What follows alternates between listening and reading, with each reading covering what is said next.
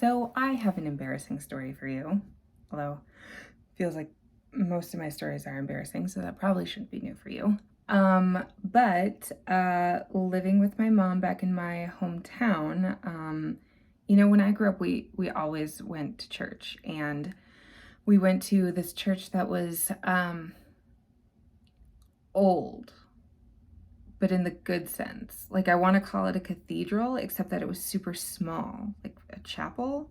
I don't know, think about like a small, cozy brick building with stained glass windows and an organ. You know what I mean? Like a really traditional Catholic church. And I grew up there, and I spent my formative years every single Saturday or Sunday. We would go to church, and we had the same priest for like 2 decades, I want to say, and his name was Father Gino. So I grew up in this like really traditional Catholic church with this amazing priest.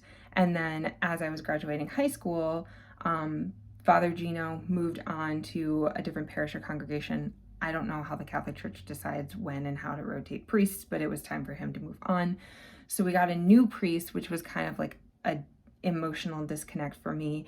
And additionally, we got a new building, which was problematic again from like an emotional disconnect experience where like it was just really modern and new, and I just didn't have like any sort of interest or emotional attachment to it.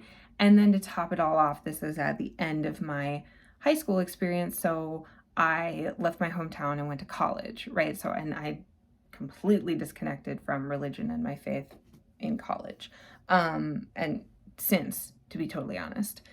And so I just didn't have, even when I come back home and do the holiday thing and go to church with my family, like it's just never felt like home. And the reason that we got a new church was legitimate. The old one was really small and had some like fire safety issues. But it's funny because I walked by it the other day and I was like, man, in my head, that chapel was like huge because I was a kid, right? Like everything's big when you're small. So of course it made sense for them to build this new place. But anyway, this cauldron of events made me just like not really connected to the church, and also frankly like the phase of life that I was in. I don't know, I just disconnected, whatever. Now I'm home, back in my hometown, living with my mom for the time being, and have started to go back to church with her.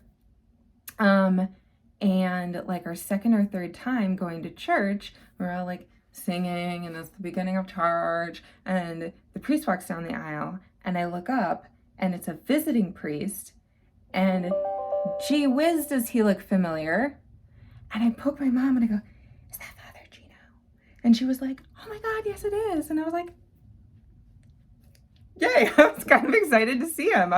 Honestly, I hadn't thought about him in a long time, and the fact that he was like doing well and healthy, and like he's apparently a retired priest and is just like, I don't know, helping out around the area, etc. And so I was like, yay, I'm kind of excited. Okay, here comes the embarrassing part. Then Father Gino started speaking to the congregation, and the moment I heard his voice, just like waves came over me.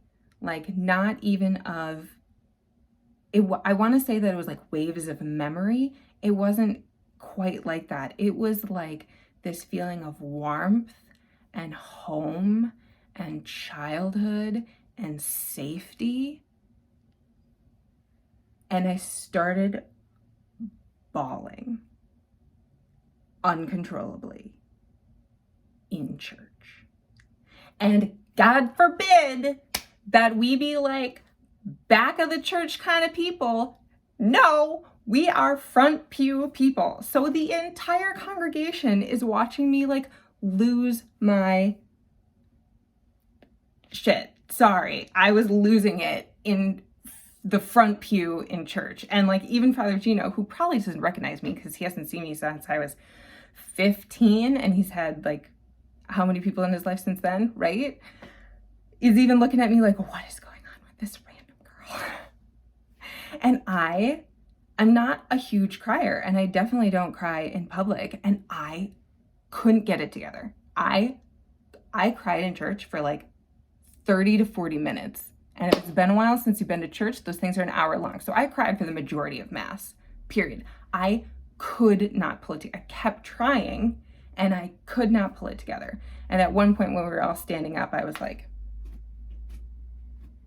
and I like went to the back of the church so that I could like go to the bathroom and get some tissue and like, get it together, Rachel. And it was really like, I don't know, it was like cathartic embarrassing at the same time. And after church, one of the members of the congregation came up to me and was like, "Are you okay?" And I was like, "Oh my God." So it's not just like in my brain, everybody was staring at me like, "What is wrong with that girl?" Great. And I was just like, no, just like I have a lot of memories with Father Gino and I heard his voice and it all came over me. And I think that we have all had a really hard year and a half at this point, right? Like every time something feels stable, something else happens to knock your feet out from under you. And it's hard. And frankly, I've had it pretty easy.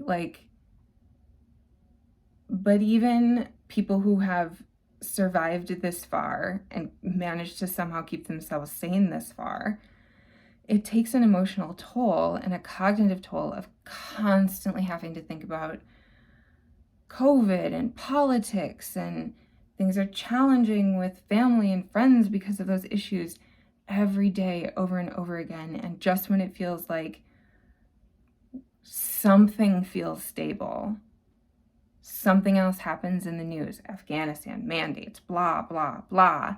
And it just like consumes you. And it's so painful. So to have someone show up in my life that, I'm getting a little bit choked up. I can feel it in my throat. If I cry on camera, I'm going to cut it out. Heads up. But to have somebody show up in my life that reminds me of my childhood, of what now feels like a simpler time, of safety and warmth and memories. And it was really beautiful and meaningful. And I was so grateful to have that feeling in my chest. Oh, for heaven's sakes. I'm not going to edit it out because I'm terrible at editing. I'm working on it. Anyway, I did stop him afterwards, after Mass, and just say, you were a really big part of my life. And, these emotions caught me totally off guard. But I shared some memories that popped up for me, like the Easter when church was so ridiculously full, because like I said, looking back, that place was actually really small. Father Gino invited all of the children up to the front of the church to make more room. And so you got to see all of these kids in their like Easter outfits, and it just felt like family and community and like all that stuff.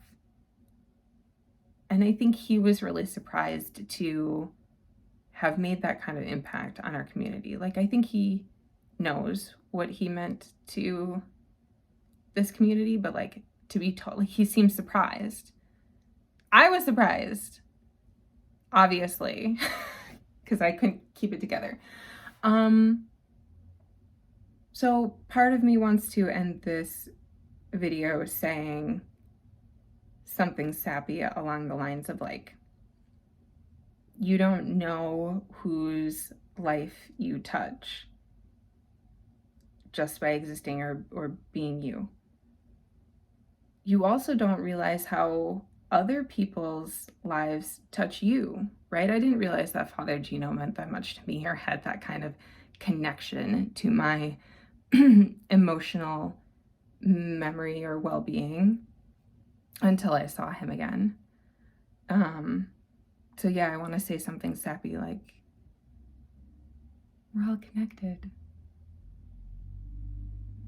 I think more legitimately, though, I hope that you are having some of those experiences and those are popping up for you where you're having meaningful connection, especially during this difficult time. Because, God, do we need them? Whew. And also, it's just a really funny story of how I embarrassingly cried in church,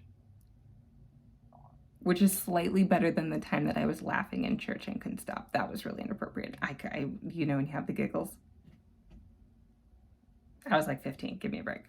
Anyway, that's my embarrassing and slightly sappy story. I hope it connects to some part of you.